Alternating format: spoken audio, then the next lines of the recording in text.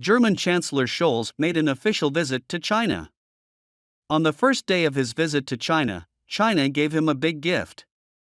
China and Germany signed a framework agreement on the purchase of 140 large Airbus aircraft, including 132 A320 series aircraft and 8 A350 aircraft, with a total value of about $17 billion.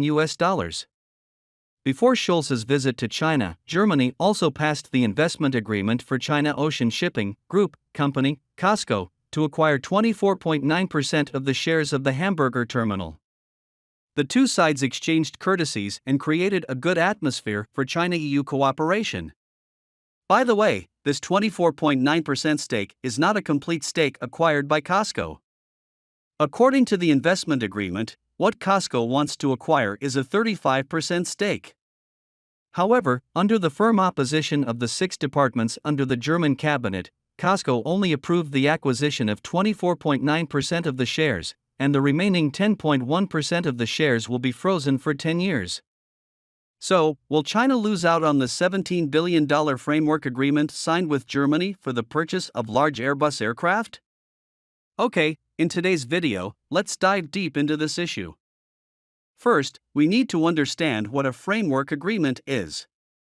It is actually an agreement of intent, which is an informal written commitment. China plans to purchase 140 large European Airbus aircraft. But when to buy, when to pay, all depends on the specific needs of Chinese airlines. In other words, this is not a commercial contract in the legal sense. That is to say, I will need 140 large aircraft in the next few years, because we have a good relationship, so I will sign a written agreement with you. Even if Boeing approached me, I would refuse them. Whether this framework agreement can be implemented depends on a good relationship between the two of us. If we don't get along well, I can cancel at any time. Therefore, these agreements are more like a bargaining chip in Sino-German relations. Even so, in my opinion, China and Germany signed a framework agreement on the procurement of 140 large Airbus aircraft, which still has 3 major meanings. The first is to stabilize Sino-EU relations. Russia has been deeply involved in the Ukrainian battlefield and is no longer regarded by the United States as the number one potential threat.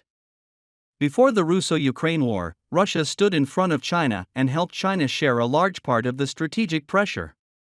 But after the war, China has been regarded by the United States as the only and strongest potential competitor. At this time, the strategic pressure of the United States will return to the Asia-Pacific sooner or later, and it will continue to increase. Therefore, the EU is a worthy target for China to go after. In addition, as long as China stabilizes Sino-German relations, it will be able to stabilize Sino-French relations. Compared with Germany, France is more politically independent. France does not depend on any one country for the 3 major hard currencies of energy, food, and weapons. Scholz came to China to get a huge order, and Macron naturally didn't want to miss this opportunity.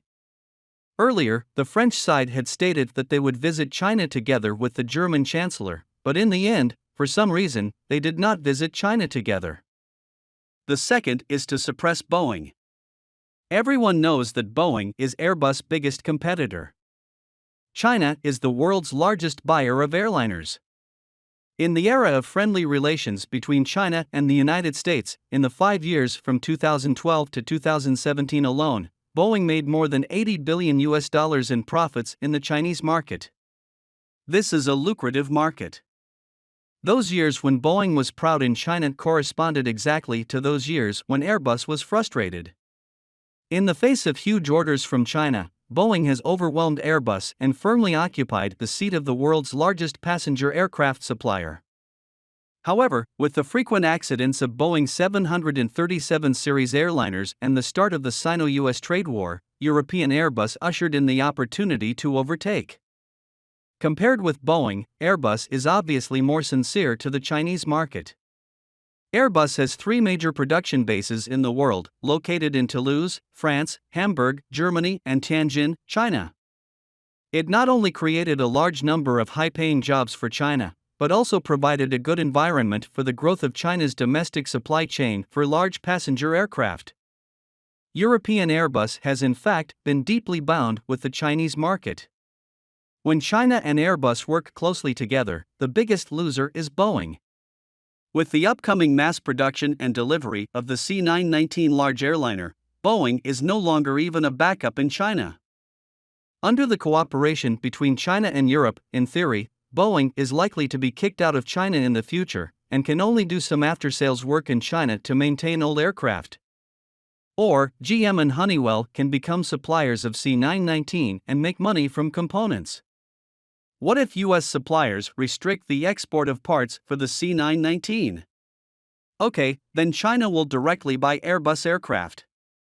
Anyway, Airbus's final assembly line is in Tianjin, which cannot be moved. Or China can just stop buying American parts. Not only can the United States not make money in China, but it can also force China's large aircraft supply chain to fully localize.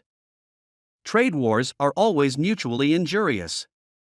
Sanctions can make it difficult for certain Chinese companies to breathe, but they are also the ones that cause certain American companies to suffer.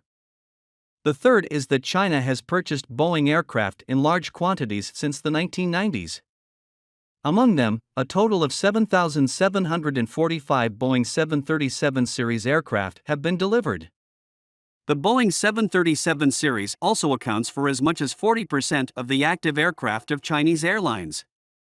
Due to frequent accidents, Boeing 737 series aircraft were grounded. China Eastern Airlines alone had 107 Boeing 737-800 aircraft grounded, and other major airlines also had 97 Boeing 737 MAX ordered to be grounded, causing great loss to them. Generally speaking, the service life of a Boeing 737 is 25 years, and the average service life of an Airbus A320 is 23.5 years. After entering 2022, a large number of old models in the active service of major Chinese airlines have entered the retirement renewal period. According to Boeing's forecast, in the next 20 years, China's civil aviation demand for new passenger aircraft will be as high as 8,500.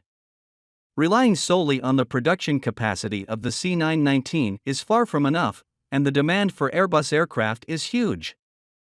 Of course, if Boeing can provide better planes that are more in line with the needs of the Chinese market in the future, China can continue to purchase them. But there must be a premise: the United States cannot technically obstruct the localization of China's C919 large aircraft, let alone restrict the development of China's C919 in terms of core technology. In my opinion, China-EU relations will not be smooth sailing in the future, but will surely show a spiral upward trend. Because China and Europe have many overlapping national interests. Especially after the completion of China's Tiangong space station, EU astronauts are very eager to be stationed in China's Tiangong space station. In addition, China's plan to build a permanent base on the moon has also been confirmed. With the strength of the EU alone, the EU can neither build a space station nor a moon base. In terms of aerospace, there is huge room for cooperation between China and Europe. If the EU wants to maximize its interests, it must bet on both sides of China and the United States, rather than leaning towards the United States.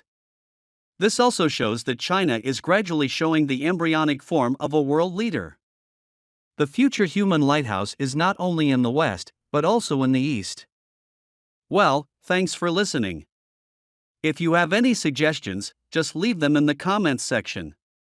We'll come back as soon as possible and check them, and then we'll give feedback. See you next time.